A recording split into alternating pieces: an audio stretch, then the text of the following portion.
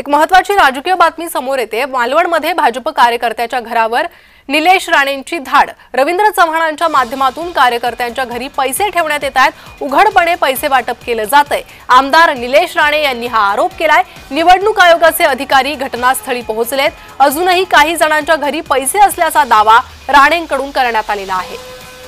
तर त्यावेळचीच ही काही दृश्य समोर आलेली आहे। एवढंही आपण बघू शकाल। आता माझी जी काही इन्फॉर्मेशन आहे हे काही जगताप साहेबांनाही बोलवलेलं आहे, निवडणूक अधिकाऱ्याने इकडे बोलवलेलं आहे। त्यांनी या विषयाचा आता ताबा घ्यावा आणि योग्य ती कारवाई करावी। मी हेच जे काय सांगत होतो, जे कालपासून म्हणजे कालच्या त्या संचालीना वेग आला। हे फक्त एक घर नाहीये, असे जवळपास 8-10 घर आहेत जिथे हे प्रकार सुरू आहेत, हे जमा करायचे। या नमस्कार, कोण आपण? मी श्रीपेर माने। इकडे या माने साहेब, इकडे। हे पैसे इकडे हे भारतीय जनता पक्षाचे कार्यकर्ते किंवा पदाधिकारी, बरोबर आहे? हे पैसे मी किती आहेत मी मोजले नाही, ते तुम्ही मोजा।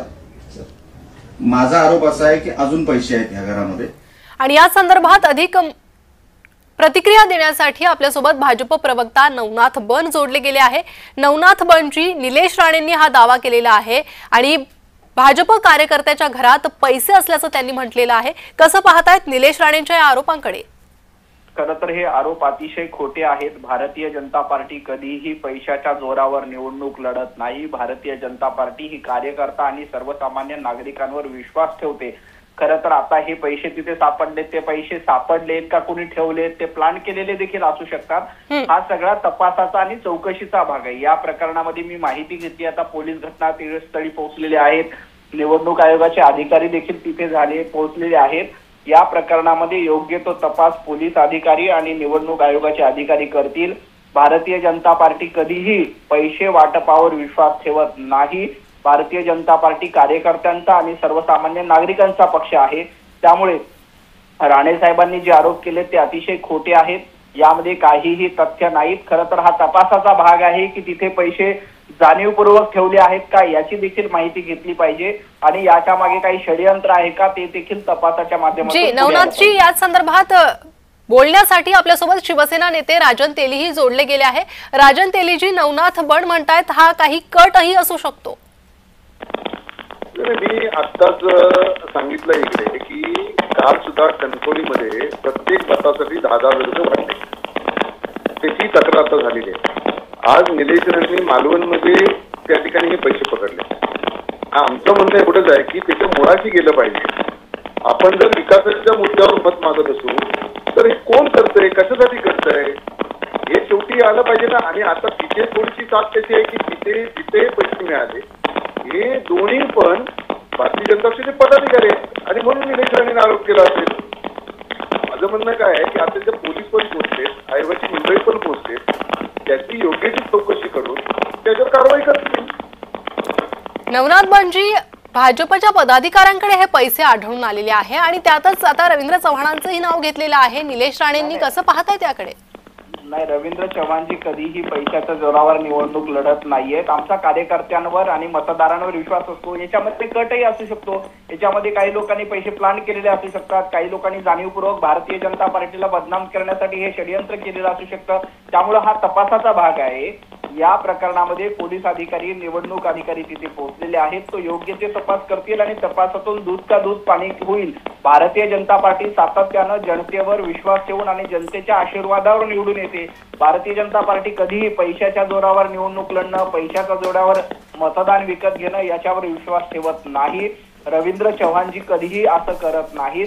त्यामुळे या प्रकरणामध्ये योग्य तो तपास झाला पाहिजे, याच्या मुळाशी गेलं पाहिजे। या षडयंत्रामागे कोण आहे? भारतीय जनता पार्टी। पण जर कट नसला आणि खरंच दोषी असले तर मग त्यावर कारवाई करणार का? निश्चितपणे जे कोण या प्रकरणामध्ये जो कोणी दोषी असेल त्याच्यावर निश्चितपणे कारवाई होईल। या प्रकरणामध्ये पोलीस अधिकारी, निवडणूक अधिकारी योग्य तो तपास करून दोषींवर कारवाई करतील। राजन तेलीजी, तुम्हाला काय वाटतं, दोषींवर कारवाई होईल?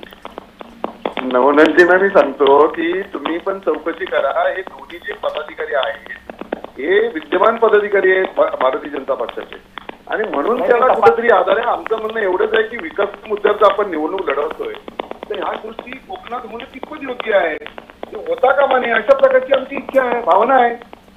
निश्चितपणे या विकासाच्या मुद्द्यावर निवडणूक लढली पाहिजे आणि विकासाचा मुद्दा घेऊनच जनतेमध्ये आपण गेलं पाहिजे. या प्रकरणामध्ये पोलीस अधिकारी, निवडणूक अधिकारी योग्य तो तपास करून जो कोणी दोषी असेल त्याच्यावर कारवाई करतील. नवनाथजी, याआधी महाविकास आघाडीकडून विरोधकांकडून आरोप होत होते, मात्र आता महायुतीतल्याच एका पक्षाकडून आणि निलेश राणेंकडून हे आरोप करण्यात येत आहेत. खरं तर या प्रकरणाचा तपास होणं गरजेचं आहे. ते पैसे होते का, कोणी प्लॅन केले, जाणीवपूर्वक भारतीय जनता पार्टीला बदनाम करण्यासाठी पैसे ठेवलेत का, हे पण तपासात आलं पाहिजे ना. या प्रकरणामध्ये असत्य असत्यता काय आहे हे आता आपण नाही सांगू शकत. याचा पूर्ण तपास होऊ द्या, त्याच्यानंतर दूध का दूध पाणी का पाणी होऊन जाईल. या प्रकरणामध्ये कोण दोषी आहे. भारतीय जनता पार्टी कधीही पैसे वाटपावर विश्वास ठेवत नाही. रवींद्र चव्हाणजी यांच्यावर अशा पद्धतीचे खोटे आरोप करण्याचा प्रयत्न सातत्यानं केला जातो, परंतु रवींद्र चव्हाणजी देखील सातत्यानं जनतेमधून निवडून आलेले आहेत. लोकांवर विश्वास असलेली भारतीय जनता पार्टी आहे.